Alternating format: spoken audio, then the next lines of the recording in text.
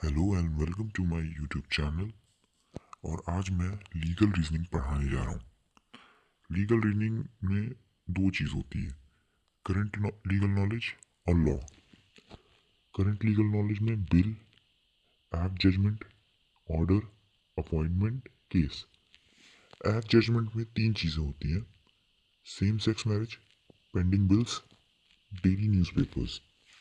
और जैसे कि आप लोग देख सकते हैं लॉ में मेजर लॉ, उसमें B N S S B N S B S A आता है, बट मैंने उसको काट दिया है क्योंकि वो उतना मेजर नहीं है लीगल रीजनिंग में क्लैट के। कॉन्स्टिट्यूशन आता है, criminal law, civil law, contract and torts, family and law. ये कॉन्ट्रैक्ट्स एंड ट्रॉट्स में जो ट्रॉट है वो लीगल रीजनिंग का एक पार्ट है, लेकिन ये अलग से पढ़ाया जाएगा। इसका एक चार पार्ट्स होंगे। ये तो मेजर लॉ की बात हो गई। अब होगी माइनर लॉ की बात। माइनर लॉ में साइबर लॉ, जे एक्ट मतलब juvenile justice act, IT act and etcetera होते हैं। आईटी एक्ट मतलब वही आपका जो सॉफ्टवेयर वाले सारे गलत काम होते हैं, हैकिंग और ये सब पैसे लूट लेना। उसके बाद है फंडामेंटल राइट्स। उसके बाद है fundamental rights. Fundamental rights of religion, freedom of religion sorry. और इसमें हिंदू लॉ होता है। हिंदू लॉ में द मैरिज एक्ट होता है, हिंदू मैरिज एक्ट 1955। ये तो सबसे इम्पोर्टेंट है, ये आएगा ही आएगा। Hindu succession act 1956। उसके बाद होता है Hindu minority and guardianship act 1956। Hindu adoption and maintenance act 1956। मतलब एक हिंदू मैरिज एक्ट को छोड़ के बाकी तीनों जो है 1956 में ही आए हैं। तो हम लोग देखते हैं कि इसमें क्या होता है। हिं, हिंदू मतलब एक ये जो अडॉप्शन में आप लोग देख रहे हैं मेल फीमेल, इसको ये होता है कि एक मेल हिंदू और एक फीमेल हिंदू ही एक बच्चे को अडॉप्ट कर सकता है, एक हिंदू बच्चे को। अब ऐसा नहीं हो सकता इसमें कि मेल मुस्लिम हो और फीमेल हिंदू हो तो एक हिंदू बच्चे को अडॉप्ट कर सकता है, ऐसा नहीं हो सकता। या इसको रिवर्स करके मेल हिंदू हो फीमेल मुस्लिम हो और वो एक हिंदू बच्चे को अडॉप्ट कर रहा है, वो हो ही नहीं सकता। तो और सोर्सेज ऑफ हिंदू अगर देखेंगे तो Shruti, Smriti, commentaries and digest, customs, legislation, justice, equality and good conscience, judicial discussion. ये श्रुति से कस्टम्स तक सबसे प्राइमरी है, जिसमें कस्टम सबसे इम्पोर्टेंट है। और ये लेजिस्लेशन से जुडिशियल डिसीजन तक सेकेंडरी होता है, सेकेंडरी सोर्स होता है। कस्टम्स क्या होते हैं, चलिए देखते हैं। Custom is a rule which created by usages for a long time. Section 3 का ए कहता है of HMA 1955 defines custom and usage. The rule should be not be reasonable and should not be opposed to public policy. मतलब customs ये होते हैं आपके पूर्वजों की परंपरा, जिसे डाउरी को लोग परंपरा कहते थे लेकिन वो इलीगल थे। और भी बहुत सारी चीज़ें जैसे कि शादियों में रिवाज, कस्टम्स होते हैं। शादी किसके साथ होगी, कैसे होगी, जो सब कुंडलियाँ मिलाई जाती हैं, वो सब कस्टम्स होते हैं। और कस्टम्स के बाद एसेंशियल फॉर कस्टम्स में आप देख ही सकते हैं, it must be ancient, it must be reasonable, it must be continuous, ये हमेशा चलते रहना चाहिए। It must not be oppose to public policy, public policy को खराब नहीं करना चाहिए ऐसे customs. It must not be prohibited by express and attachment, किसी और लॉ को ये खराब नहीं करना चाहिए। मैंने यहाँ लिख दिया एनी अदर लॉ। फिर the Hindu marriage act 1955 received the assent of the president on 18th May 1955 and became law on that day. मतलब कि ये जो हिंदू मैरिज एक्ट है 1955, ये प्रेसिडेंट के द्वारा 18 मई 1955 को लॉ बना उस दिन। अब इसके बाद marriage under Hindu law, types of marriage अगर देखते हैं तो कि सेक्शन 5 अब दिखाता है, यहाँ पे यूनिफॉर्म सिविल कोड के बारे में लिखा है। यूनिफॉर्म सिविल कोड क्या है? ये आर्टिकल 44 में आता है, जहाँ पे वन नेशन वन लॉ के बारे में होता है। वहाँ कोई हिंदू लॉ नहीं, कोई मुस्लिम लॉ नहीं, ना कोई क्रिश्चियन के लिए लॉ होता है। ये कोई ऐसा कोई लॉ नहीं होता, बस एक कॉन्स्टिट्यूशन में आर्टिकल 25 में, आर्टिकल 25 में है कॉन्स्टिट्यूशन में। और ये जो यूसीसी है, ये 2 स्टेट्स में अभी लागू है, गोवा में और उत्तराखंड में। और ये एक्चुअली फॉलो करते हैं इस चीज़ को। करंट सिचुएशन में अगर देखेंगे और बाकी स्टेट्स में, तो मुस्लिम के लिए मुस्लिम लॉ है, हिंदू के लिए हिंदू लॉ है, क्रिश्चियन के लिए भी है लॉ इनका खुद का। यूजीसी होता क्या है? तो UGC one rule for all, secular state for all, one nation one law, जैसा मैंने आपको बताया था। चलिए अब आगे देखते हैं टाइप्स ऑफ मैरिज में। Types of marriage love marriage या अरेंज मैरिज तक सीमित नहीं है। रियल अगर लॉ के तरीके से देखेंगे तो मैरिज के 3 तरीके होते हैं। ये हमारी तरह नहीं कि लव मैरिज है या अरेंज मैरिज, इसके 3 टाइप होते हैं, वैलिड, वॉइड, वॉइडेबल। वैलिड का मतलब जैसे कि हम लोग जानते ही हैं, correct in the eyes of law. Void, not legal since very beginning. Voidable, valid until challenged. तो वैलिड क्या होता है? वैलिड वो होता है जो लॉ के नज़रों में सही होता है, आपकी शादी सही है लॉ की नज़रों में। वॉइड, वॉइड मतलब शुरुआत से ही आपकी शादी लॉ की नज़रों में गलत है, ये लीगल है ही नहीं। और वॉइडेबल मतलब जब तक आप खुद से चैलेंज नहीं करते तब तक आपकी शादी वैलिड है। अगर आपने चैलेंज की, आपको कोई दिक्कत है, तो ये आप कैंसिल करा सकते हैं शादी। इन तीनों का हम लोग एग्जांपल आगे जाके देखेंगे। और ये तीनों जो है सेक्शन 5 में आता है, एचएमए में। चलिए तो इसका एक देख ही लेते हैं। वॉइड में पार्टनर लिविंग है, और अगर आपने दूसरी शादी कर ली, तो जो दूसरी शादी की है आपने, वो हो जाएगी वॉइड लॉ के नज़रों में। वॉइडेबल मतलब आपका एक पार्टनर, दो में से एक पार्टनर, या तो लड़का सही है और लड़की का दिमाग खराब है, लड़की अनसाउंड माइंड की है, या लड़की सही है और लड़का अनसाउंड माइंड का हो चुका है। अब वो उन लोगों पे डिपेंड करता है उस पर कि वो उस इंसान के साथ, उस अनसाउंड माइंड वाले पर्सन के साथ वो रहना चाहते हैं कि नहीं। वैलिड, वैलिड होता क्या है? वैलिड देखिए, ये होता है कि आप, अगर मैं एक लड़की से शादी की है, बाल विवाह की है, और आपको नहीं पनिशमेंट मिलेगी, लेकिन वो 18 साल के बाद अगर लड़की चाहेगी आपके साथ रहना तो रहे, नहीं तो ये कोई उसके ऊपर नहीं है, ऐसा कुछ नहीं है। उसके बाद हम लोग देखते हैं PDR, prohibited degree of relationship. मतलब इसमें ये कहता है कि आप किन किन रिलेशंस में शादी नहीं कर सकते। जैसे कि हिंदू में भाई भाई, भाभी, जीजा साला, दीदी, मामा मामी, चाचा चाची, ऐसे किसी भी रिलेशन के साथ जिनके साथ आपका एक रिलेशन है, एक खून का संबंध है, उनके साथ अभी आप शादी कर नहीं सकती। ये पीडीआर के तहत गलत माना जाएगा। सापिंडा क्या होता है?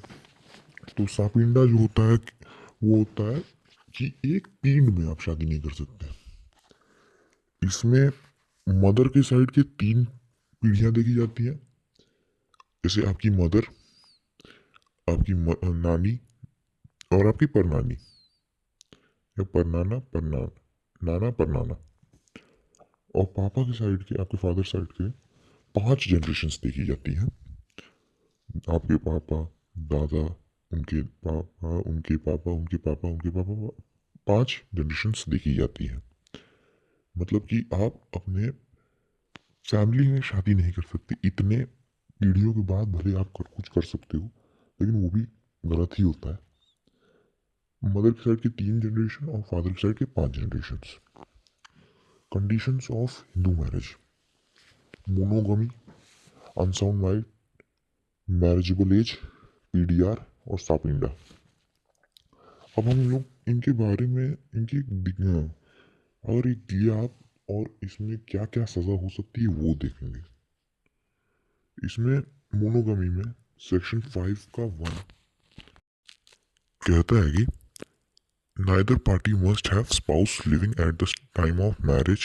It implies monogamy and prohibits. मतलब एक आदमी अपनी जिंदा पत्नी होते हुए दूसरी शादी कर नहीं सकता है। अगर पहली शादी होते हुए उसने दूसरी शादी की तो वो लीगली वाइड नहीं कहेगी, वैलिड नहीं कहेगी। अगर उस दूसरी पत्नी ने आके ये कहा कि इसकी प्रॉपर्टी पे मेरा हक है, या मेरे पेट में जो बच्चा है या मेरा बच्चा जो ये सामने है इसका इस प्रॉपर्टी पे हक है, इस बंदे पे हक है, तो लीगली कोई हक नहीं बनता उसका उसके ऊपर। अब इफेक्ट देख लेते हैं, कॉन्ट्रवेंशन देख लेते हैं मोनोगमी का। Section 5(1) the marriage will not be null and void under section 11. The person will be liable for punishment for bigamy. मतलब बाइगमी का मतलब क्या होता है पहले समझते हैं। The state of being married to 2 persons at the same time, मतलब इसको पनिशमेंट मिलेगी और ये वॉइड वैलिड नहीं कहेगी इसकी शादी। और अब दूसरा पॉइंट देखते हैं, सेक्शन 2 मेंटल हेल्थ एंड और सैनिटी। तो क्या होता है मेंटल हेल्थ और sanity? Parties to marriage must be of sound mind and must not be suffering from any disability which stops them from giving a valid consent. और उसके आगे देखते हैं तो neither party must have incapable of giving a valid consent because of unsoundness of mind through capable of giving a valid consent has been suffering from mental disorder of such a kind or to such a constant extent as to be unfit for marriage, subject to recurrent attacks of insanity or और procreation of child. मतलब आप शादी में हैं मान लीजिए और आप कंसर्न नहीं दिखा रहे, या तो आप शादी में साउंड माइंड के हैं तब भी कंसर्न नहीं दिखा रहे, और इसमें होता है कि आप डिसेबिलिटी नहीं है किसी तरीके की और किसी तरीके का, अगर आप चाहते हैं तो ये वाइड खा जाएगा। अगर अनसाउंड माइंड का है कोई पर्सन, अगर आप चाहेंगे तो वो वाइडेबल होगा शादी। अब देखते हैं effects of contravention of section 5(2). If the marriage take place is contravention of 5(2), then the marriage will be voidable. अगर वो एक पर्सन चाहेगा कि उसे दूसरे पर्सन के साथ नहीं रहना है, दूसरे पार्टनर के साथ नहीं रहना है, एक पार्टनर चाहेगा तो वो चैलेंज कर सकता है इस चीज़ को। अगर वो चैलेंज नहीं करेगा तब तक वो वैलिड कहेगा, इसलिए इसको वाइडेबल कहते हैं कि अगर वो चाहता है तो रहे, नहीं चाहता है तो चैलेंज करके जा भी सकता है। इसके बाद है age of parties. Section 5(3) provides that the time of marriage the bridegroom has completed the age of 21 and bride the age of 18। इसमें ये कहते हैं कि जो दूल्हा है उसकी एज 21 पूरी हो जानी चाहिए और जो दुल्हन है वो उसकी एज 18 हो जानी चाहिए। अब शायद ये चेंज हो चुका है करंट सिनेरियोज में, अब शायद दूल्हे की एज जो है वो 25 हो गई है या 23 और दुल्हन की 21। Originally, the age fixed by HMA was 18 for bridegroom and 15 for bride। मतलब कि ओरिजिनली जो एज HMA के द्वारा, मतलब हिंदू मैरिज लॉ के द्वारा दी गई है, दूल्हे की 18 दी गई है और दुल्हन की 15। The child marriage restrain amend act 1978 fix the minimum age for दूल्हे की एज। इसके बाद इस चीज़ को गलत कहा गया चाइल्ड मैरिज को, और इसके बाद 1978 के बाद दूल्हे की एज 21 की गई मिनिमम एंड दुल्हन की एज 18 की गई मिनिमम। अब इफेक्ट्स देखते हैं। अगर गलती होती है इसमें सज़ा क्या होती है सेक्शन 5(3) में। The only consequence which HMA provides is the punishment under section 18। It provides for which may extend 2 years और with fine which may extend to 1 lakh rupees और with both। मतलब कि अगर इसमें से किसी का भी मानहानि गलती हुई, इस अगर किसी ने बाल विवाह कराया तो उसको या तो 2 साल की जेल और 1 लाख जुर्माना भरना पड़ेगा, या तो दोनों, या तो उनमें से एक एक कोई कोर्ट फैसला सुनाएगी कि या तो आप 2 साल की जेल लो या 1 लाख रुपए भरो या दोनों करो। उसके बाद है avoidance of degree of prohibited relationship. तो यहाँ लिखा भी है हिंदी में, जैसे परिवार वालों से शादी गलत है, पर अगर ये कस्टम है तो कोई दिक्कत नहीं है। अब ये हमारा सेक्शन 3 का जी कहता है a marriage in contravention of section 5 का 4 is void under section 11। Section 18 also prescribes simple imprisonment up to 1 month और fine up to 1000 for with both। तो वही जैसे कि हुआ था चाइल्ड मैरिज में, वो प्रोहिबिटेड डिग्रीज में भी है PDR में, पर इसमें 1 महीने की जेल और 1000 रुपये के दंड का प्रावधान है। अब अवॉइडेंस ऑफ स्वापिंडा रिलेशनशिप, जैसे मैंने आपको बताया था जैसा कि मैंने बताया था स्वापिंडा क्या होता है। 3 जनरेशन मदर की साइड की और 5 जनरेशन फादर की साइड की, आप इनके साथ शादी कर ही नहीं सकते हो। लेकिन अगर ऐसा किसी ने किया, parties to the marriage should not be sapinda of each other. एक पिंड के नहीं होने चाहिए। अनलेस द कस्टम और usages governing each of permit them marriage between 2। अगर ये गवर्निंग यूजेज है, ये कस्टम है, तो करने में कोई गड़बड़ नहीं है। अगर ये तुम्हारी साइड से तो गड़बड़ ही होता है, तो इसमें लिखा तो हम लोग कुछ बोल नहीं सकते इसको।